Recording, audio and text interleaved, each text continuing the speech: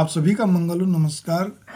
ये दाम्पत्य जीवन में दूसरा पार्ट ये है कि हमें एक दूसरे की प्रशंसा करना आना चाहिए। एक दूसरे को कहते हैं रिझाने के साथ साथ क्या कहते हैं मान मनोबल के साथ साथ प्रशंसा करना बहुत अच्छे ढंग से आना चाहिए।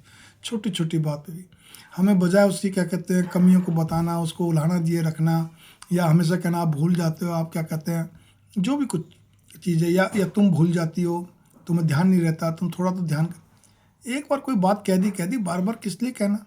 और अब 2 बार कहना ही पड़ जाए, 3 बार तो भी प्यार से कह दिया, कहानी खत्म। इससे ज़्यादा कुछ भी नहीं है, ठीक है ना। लेकिन प्रशंसा जो व्यक्ति करता है, जो व्यक्ति क्षमा मांगने में कहते हैं माहिर है, ठीक है ना, मतलब बिल्कुल अगर जाने अनजाने में गलती हो जाए तो भी तुरंत क्षमा मांगना हम पता पड़ती।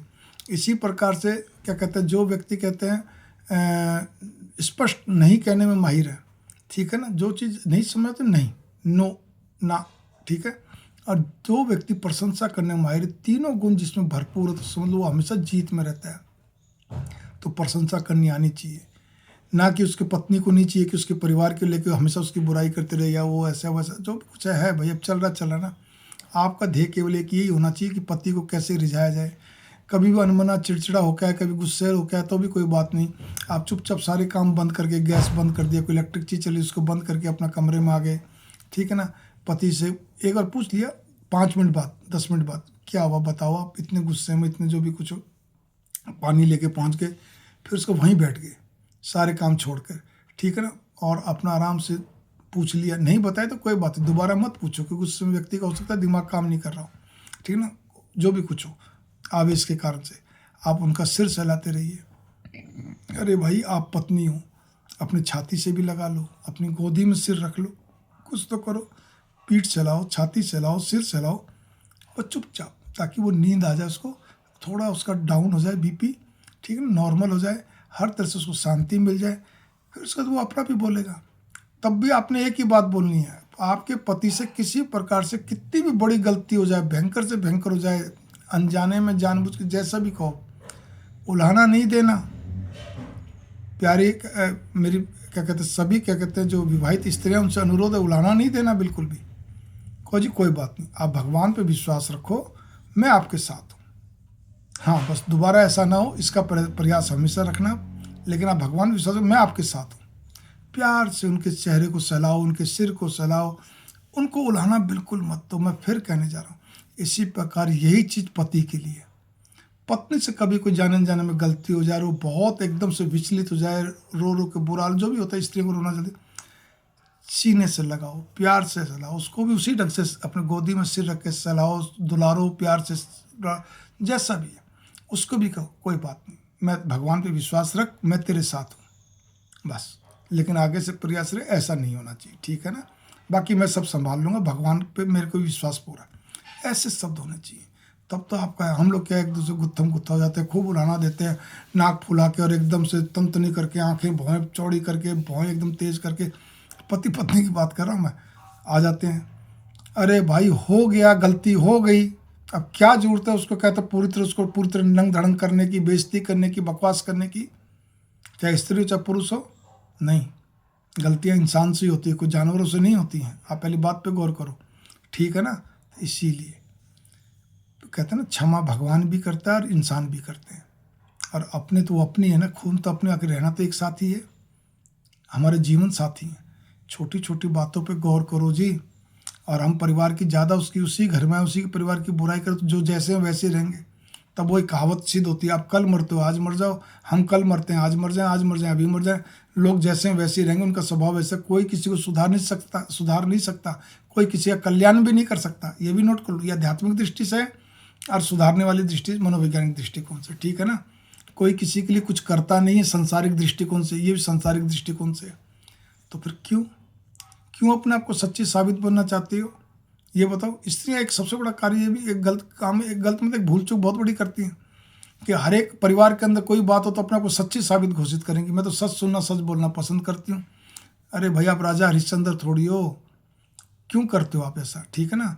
गृहस्थ के अंदर बहुत सारी बातें पचानी पड़ती हैं, ढकनी पड़ती है, दबानी पड़ती हैं, स्त्रियों को विशेष तौर पे, ठीक है। तो इस चीज़ पे गौर करके चलो, सच्ची साबित क्यों घोषित करो अपने आप को। अगर भाई भाई में या परिवार के अंदर किसी भी आपस में, आपके पति का या मम्मी का, कोई बहन का, कोई कई बार वाद विवाद हो जाता है, या आपस में माँ बेटी का हो गया, किसी का भी होगा, आपको सच नहीं बोलना, आपको उनकी किसी की एक की तरफ भी तरफ, चाहे कितना ही बोले, तू बता, तूने देखा ना, तू तो वहीं बैठी हुई थी, हमारे सामने थी, मम्मी जी मेरा ध्यान ही और कहीं चला गया, या वहाँ से उठ जाओ। पति को भी मत बोलो सच, अन्यथा झगड़ा बढ़ेगा, क्योंकि वो बात वहाँ बोलेगा, वो फिर स्पष्टीकरण देगा, फिर नाम ब्लेम आपका ही होना है, इसने कहा, जबकि आपने सच कहा, लेकिन वो सच इतना भयंकर बन जाएगा आपको समझ में नहीं आएगा। एक व्यक्ति आपसे रूठ जाएगा, और ऐसे 2-4 बार हो गया तो सारे रूठ जाएंगे आपसे, फिर आप अकेले अलग थलग पड़ जाओगे। ऐसा मत करो, मेरी बात पे गौर कर लो, ठीक है। ये चीज़ है, प्रशंसा करना सीखो, मैंने पहले ही बोल दिया। इस पर बहुत सारे विचारों की वीडियोज़ हैं, ठीक है। वही सबसे बड़ा जीत में रहता है। प्रशंसा कर चापलूसी नहीं, तो प्रशंसा का अर्थ होता है कि आप कितने खुले दिल के, उन्मुक्त स्वभाव के हो, आपकी भावनाएं कितनी उत्कृष्ट है, मतलब श्रेष्ठ है, ठीक है ना। इस चीज़ पे गौर करके चलिए। फिर हर क्यों का जवाब लेना, हर बात का स्पष्टीकरण, ताल ठोके बहस माने, ये आमतौर पर आप सब लड़कियां करती हो। बहुत बड़ी भूल चुकी है, बचपना आप लोगों का। एक स्कूल थोड़ी या कोई ऑफिस थोड़ी है, आप सोचिए जरा इस बात को। गृहस्थी है भाई, गृहस्थी में सब चीज़ें नहीं चलती हैं।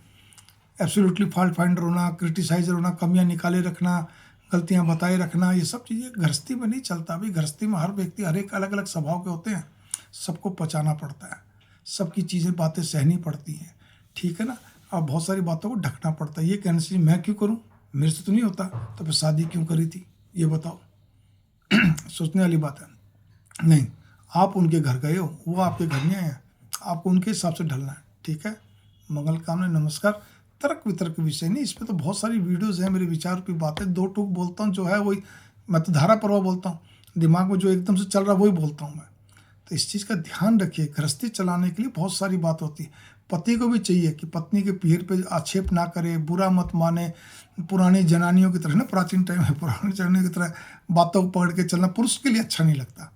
स्त्रियां तो स्त्रियां होती है, वो जनानी तो जनानी होती है, लेकिन इस पुरुष अगर स्त्री जैसा स्वभाव करे तो अच्छा नहीं लगता, ठीक है ना। इस बात का, पुरुष अगर यूँ करे, बस चुपचाप है जी, हूँ हाँ भी करता रहे, ज़्यादा बात नहीं करे, नीरस स्वभाव रखे, और हूँ हाँ बस ठीक है तरह बोल दिया, उससे स्त्री का पेट नहीं भरता, किसी का भी नहीं भरेगा। अगर स्त्री ऐसी तो पति का नहीं भरेगा।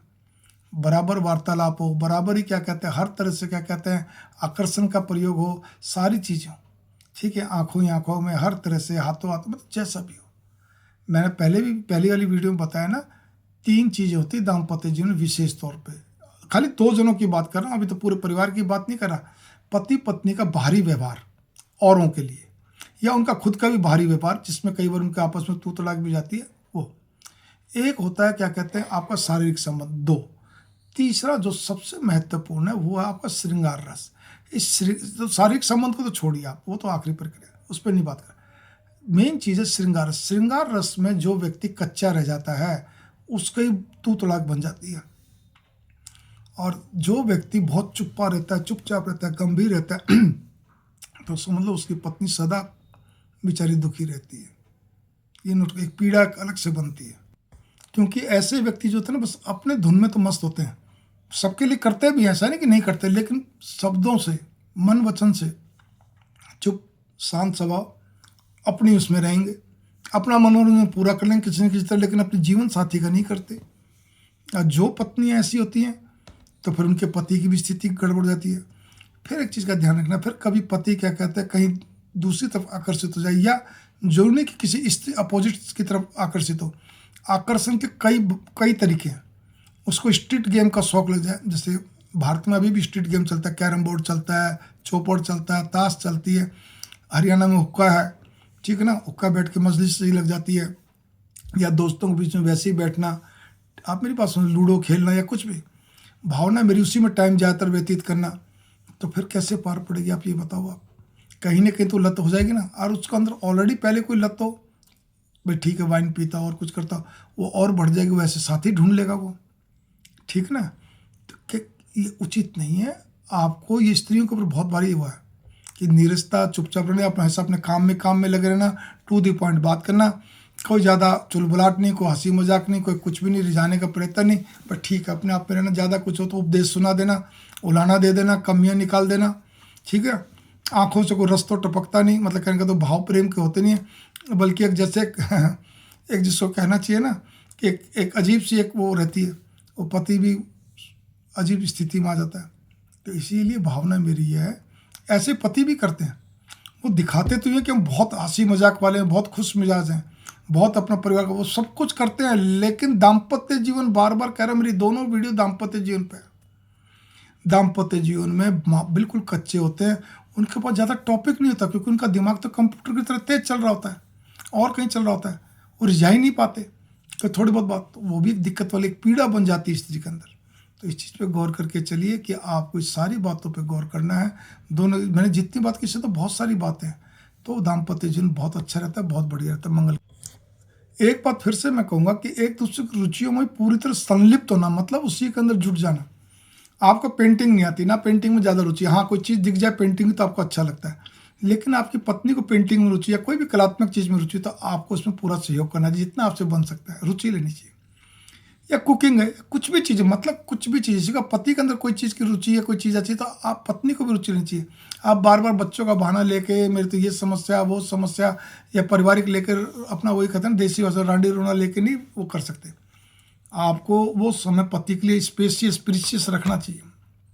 एक कीमती समय होता है, उस समय केवल एक दूसरे को मान मनोबल करना, रिझाना, यही प्रशंसा करना, रिझाने में वो सारी चीज़ आती है। ये आपके अंदर कला होनी चाहिए। जिस स्त्री पुरुष में कला होती है वही एक दूसरे के लिए पूरक होता है, वही क्या कहते हैं अच्छा दाम्पत्य जीवन सफल होता है, वही मियाँ मिट्ठू की जोड़ी होती है।